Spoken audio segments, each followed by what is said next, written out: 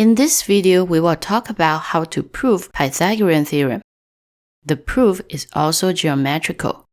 You try to make numbers shape so they become visual.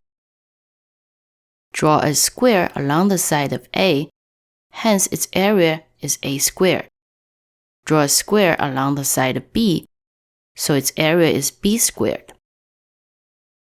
Now if we think of another square circumscribing these two squares, so its length is A plus B. Hence, this bigger square has an area of A plus B squared. Now if we think of cutting this side into a length of B and A, and this side as well, then connect them, we get a square with a length of C.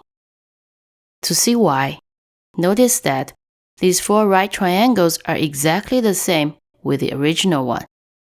Hence, its area is C squared. Now we have a different way to look at this big square. It's equal to these C squared plus four triangles, which each with an area of half times AB. Expand the left side, the AB terms can be cancelled.